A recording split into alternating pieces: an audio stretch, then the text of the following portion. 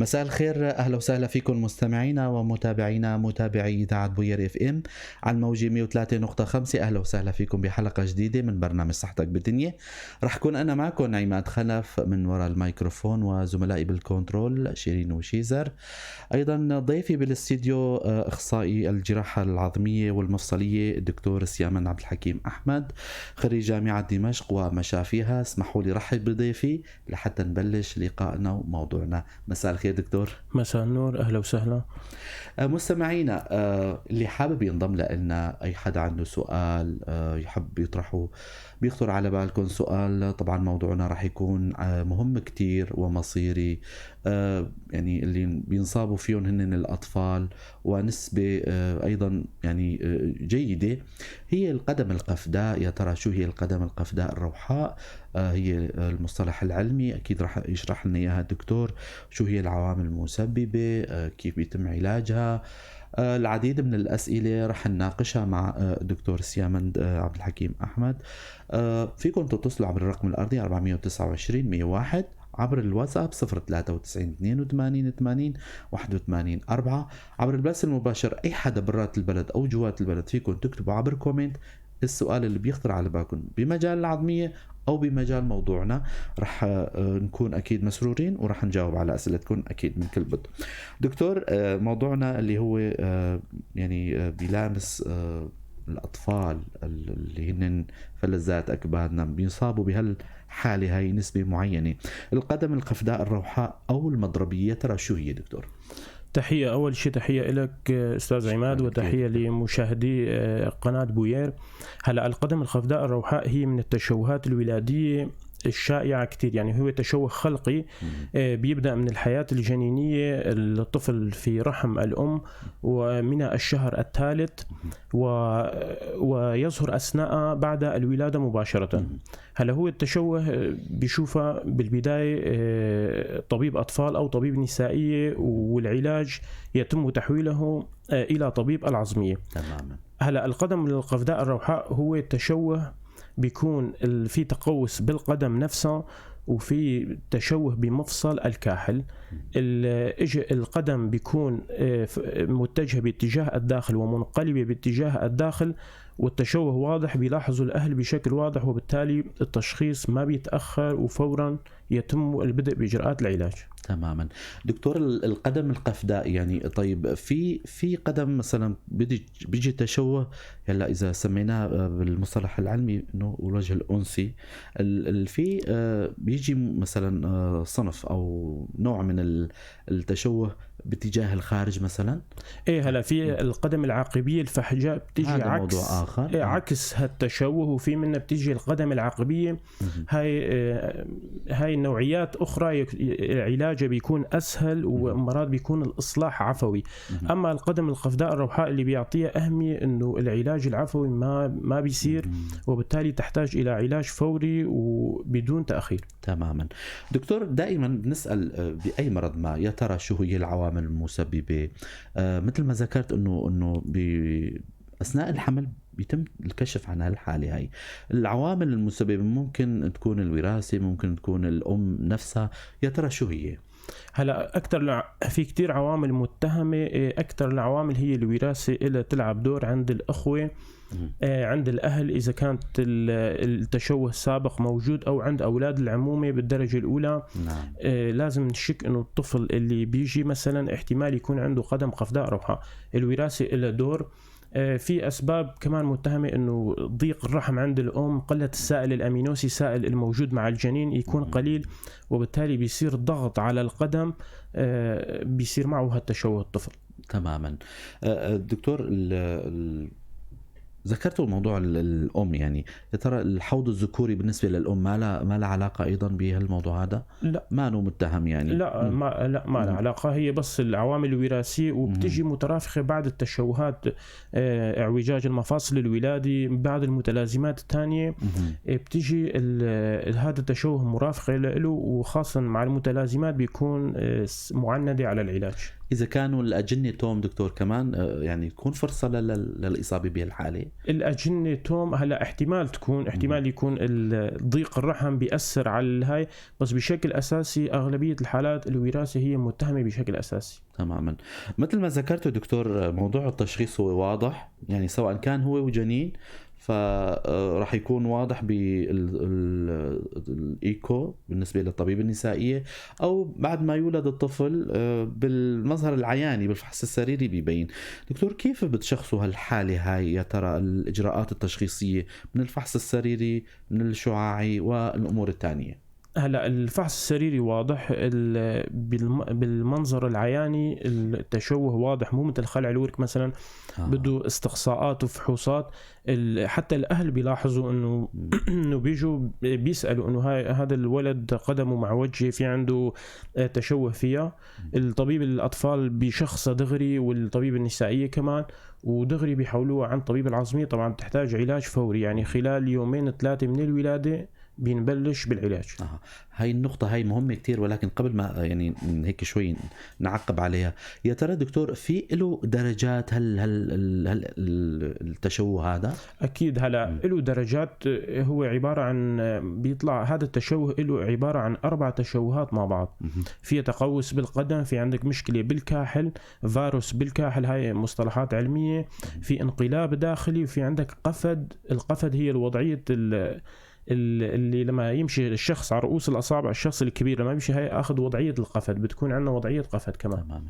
الصور واضحة على الشاشة طبعا، اللي عم يشوفوا البث المباشر مشاهدينا، الصور كلها النماذج والصور هن أثناء العلاج، وفي منهم العلاج المحافظ أكيد رح نحكي عنها، في منهم بعد التداخل الجراحي أيضا النتائج. في العديد من الصور موجودة عم ينشروها زملائنا بالكنترول، مشكورين. طبعا الصورة النموذجية نوعا ما يعني بتوحي للحالة اللي عم يشوفوا البث المباشر عبر البث المباشر عبر صفحة الإذاعة، صفحتي الإذاعة بوير عربي وراديو بوير. القدم القفداء هو موضوعنا. أي حدا حابب يسأل ينضم لنا، الدكتور سيامند أحمد موجود بالاستديو بخدمتكم أيضا وخدمة أسئلتكم، أخصائي بالجراحة العظمية والمفصلية، خريج جامعة دمشق ومشافيها. عم نحكي اليوم عن القدم القفدائية أيضا، يعني من النسب الكبيرة للمراجعين للعيادات العظمية. وحكينا عن موضوع التشخيص. يا ترى وصلنا لموضوع العلاج دكتور، بعد ما تشخص الطفل أنه هذا عنده كذا كذا كذا. دكتور، دائما بموضوع العلاج في علاج محافظ يسمى علميا أو العلاج بدون جراحة، وإمتى كونكم كأطباء بتلجأوا أنه لتتدخلوا أنه هالحالة هاي بحاجة لعمل جراحي؟ هلا العلاج بشكل أساسي بيكون محافظ، يعني غير جراحي. العلاج الموصى به والأنجح هو العلاج الغير الجراحي. هو عبارة عن طريقة اسمها طريقة بونسيتي، هي جبصين متسلسل. نعم. يعني كل أسبوع بينحط جبصين وبنصلح جزء من التشوه، طبعا بدون شد. لازم يكون الخطوة مدروسة جدا، لأنه أي حركة غلط بنعمل خلع بالمفاصل. في عدد مفاصل كبير بالقدم، عدد نعم. مفاصل. أحد الصور بتوضح الموضوع هذا يعني. إذا أي شد عليه بيصير خلع بالمفاصل، وبالتالي هي خطوات مدروسة. أول شيء التقريب، بعدين الفيروس، بعدين آخر شيء بنخلي القفد. طبعا الجبصين بيكون كل أسبوع بينحط جبصين، لأنه الطفل بينمو مثلا. نعم. بينكبر حجمه. وثانيا التشوه لازم يتصلح خلال أسبوع، يعني كل أسبوع بنعمل شيء جديد بالقدم.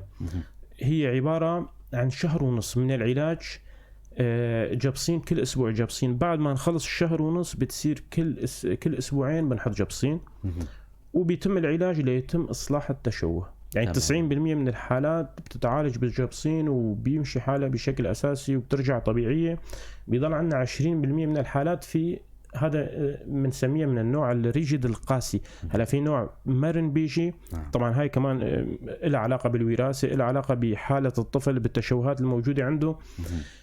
إذا كانت من النوع القاسي احتمال تحتاج لعلاج جراحي، بس بجميع الأحوال الجبصين كتير بيفيد. حتى إذا احتجنا لعلاج جراحي بيكون مثل ما قلنا إنه هي شيء 4 تشوهات. نعم. بيكون الجبصين خلصنا مثلا من تشوهين أقل شيء. نعم. ضل عندنا تشوهين، هدول التشوهين بنعالجها بالجراحة. تماما. دكتور، الموضوع اللي باعتبارنا لساتنا بالتشخيص عفوا العلاج، النقطة المهمة دائما بأي مرض بأي حالة يعني موضوع التأخير والإهمال. شو بتنصحوا الأهالي وحتى الأطباء الأطفال اللي بعد ما يشوفوا الطفل شخص عنده الحالة وفحص الطبيب الطفل هذا أنه هذا بحاجة، فدايما الأهل شوي موضوع العمل الجراحي وموضوع التخدير بيتهربوا منه. شو بتنصحوا أنتوا، شو بتقولوا للآباء؟ هلا بشكل عام النصيحة للأهل أي طفل مثلا تكون أنثى أول طفل دائما احتمال الخلع وارد عنده، خلع الورك. هلا بالنسبة نحن نحكي عن خلع الورك بشكل عام يعني. لأنه أكتر شيء مشكلة الخلع الورك بنعاني من إنه الأهل بيجونا بيكون صار عمر الطفل 1.5 سنة سنتين، هون العلاج بيصير صعب والعلاج بيصير عمليات، بدها عمليات كبيرة ونسبة النجاح بتقل. قد ما كان الطفل صغير العلاج أنجح، يعني بعمر 6 أشهر أو 3 أشهر لازم الطفل بيتاخد عن طبيب جراحة عظمية بيتفحص له الخلع الورك مشان يتأكدوا إذا في خلع، لأنه العلاج راح يكون بسيط وسهل. وبالنسبة للقدم القفداء الروحاء كمان العلاج هاي الشيء المنيح فيها أنه واضحة وبتنكشف بسرعة تماما، وعلاجها بتكون إسعافي يعني دغري بنبلش بجبصين، وقد ما كانت بكير أحسن. كمان إذا تأخرت نسبة النجاح بتقل وبيترك تشوهات دائمة. وما في مخاوف من موضوع أنه هالعمليات هاي عم تنجرى وبتنعمل بنتائج مرجوة وحلوة كتير، وموضوع التخدير والخوف الأهالي دائما بيتهربوا من العمليات. ف يعني حابب هيك شوي على هالمحور هذا تحكي لنا دكتور.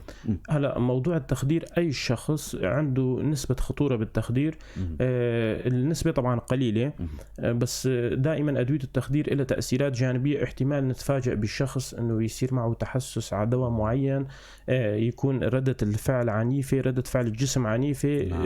هاي الحالات نادرة طبعا، لازم تكون بالبال والأهل يعرفوا أنه أي شخص التخدير فيه عليه خطورة حتى لو كان صحي، يعني حتى بأعمار الكبيرة. بس بشكل عام يعني عم نخدر ونشتغل، طبعا جباري الوقت اللي بيحتاج عمل جراحي نحن مضطرين نخدر ونشتغل، إذا تركته كمان ما نحل. أكيد في تحضيرات قبل العمل الجراحي، إجراءات تحاليل واستشارة طبيب تخدير أو استشارة طبيب أطفال يعني.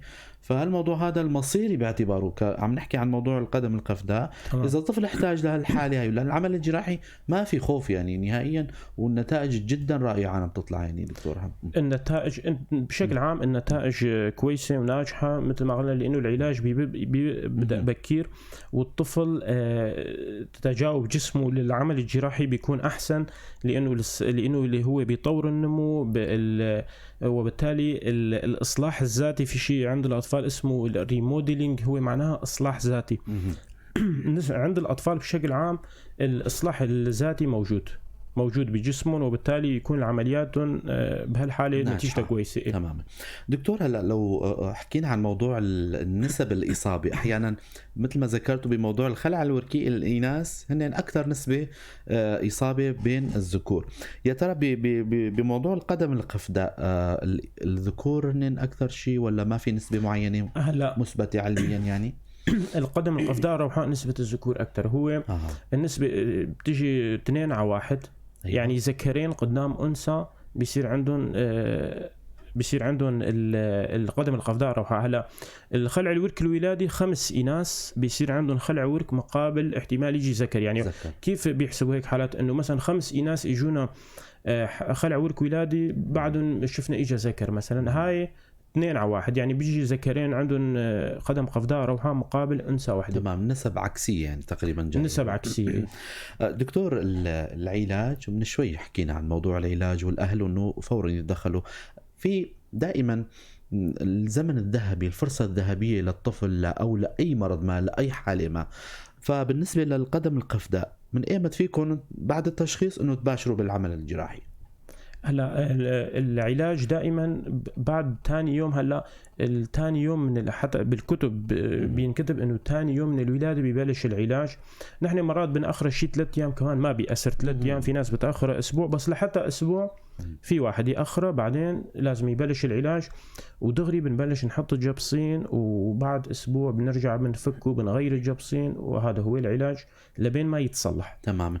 دكتور، في شيء علاج محافظ غير الجبصين مثلا؟ في أجهزة معينة مثل الخلع الوركي الولادي، أحيانا في أجهزة معينة تنحط مثلا لتثبيت القدم أو الفخذين مثلا. تماما. العلاج الأجهزة ما في، العلاج حصرا وضع الجبصين، لأنه الجبصين الطبيب يتحكم فيها. الأجهزة مرات إذا حطينا أجهزة، طبعا ما في أجهزة، بس بشكل عام الأجهزة مع الزمن بترخي، ما بتحافظ على الوضعية اللي بدنا إياها. العلاج حصرا جبصين بس. بالقدم القفداء الروحاء بعد ما ينجح العلاج، هون في احتمال يكون عندنا نكس، يعني انه يبلش يرجع الهاي، لانه الطفل بالاساس جسمه موجود فيه تشوه، وبالتالي بنحط له جبيره، بتلاقيه جبيره جاهزه، هي عباره عن بوطين وبيناتهم يمكن بيبين على احد الصور كانت واضحه يعني. هن عباره عن بوطين بيناتهم صفيحه ومدورين للخارج. هاي الجبيره بتنحط بعد ما نخلص الجبصين، بتنحط 6 اشهر، بتنحط 6 اشهر 23 ساعه باليوم، وبعدها لعمر 3 سنوات يفضل نحطها ليلا كمان. يعني بعد 6 اشهر ل3 سنوات هاي الجبيره تنحط ليلا مشان نحافظ على نجاح العلاج. تماما.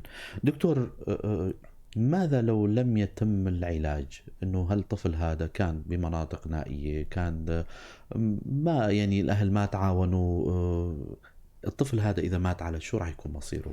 هلا العلاج التشوه راح يضل، وبالتالي الطفل راح يمشي على ظهر القدم. يعني ظهر القدم بيكون مستند على الارض، او الطرف الوحشي من القدم مستند على الارض، راح يمشي بهالطريقه. مثل هلا مثلا الصوره عندنا راح يمشي، وبالعكس هلا هاي الصوره تقريبا هاي فيها جزء من العلاج. التشوه بيجي اكثر من هيك، وبالتالي يستند على طرف القدم. وتاخير العلاج حتى لو بعدين اجى عند الطبيب كمان، في عمليات بنعملهم اياها اسمها عمليات هدامه وكبيره. بنستأصل عظام من القدم، وبنعمل قص للعظام، وبنرجع بنصلحها. بس بيكون النتيجه مو مثل نتيجه العلاج المبكر. بيكون يعني العلاج المبكر بنحافظ على الحركه وبنحافظ على المفاصل، اما العلاج المتاخر رح نستغني عن المفاصل، رح نستغني عن حركات معينه. القدم رح تكون حركتها ثابته تقريبا. ربما يعني ما بتحتاج لعمل جراحي احيانا، يعني بالمراحل الاولى. يعني المراحل الأولى 90% العلاج بالجبصين بينجح، بيضل عندنا 10% احتمال هاي مع العلاج بيبين معنا. إذا شفنا من النوع القاسي ما عم يرد معنا، ما فينا نكون عنيفين على القدم، وبالتالي لازم نقرر العلاج الجراحي. العلاج الجراحي هو عبارة عن تطويل الأوتار. لما بنفتح بنلاقي في أوتار قصيرة كتير، في عنا المحافظ المفصلية متشنجة، المحافظ فيها انكماش. هاي المحافظ بنروح الانكماش، بنفتح الانكماش منها وبنطول الأوتار، وبنحافظ. بالعلاج الجراحي دغري بنرجع الوضعية لأنه نحن شلنا عوائق الرد. صح. دغري بنرجع على الوضعية الحقيقية وبنحط الجبصين. تماما. حابب أذكر مستمعينا قبل ما يعني ننهي نقاشنا أو موضوعنا، اللي حابب ينضم لنا، أي حد عنده سؤال لا تترددوا.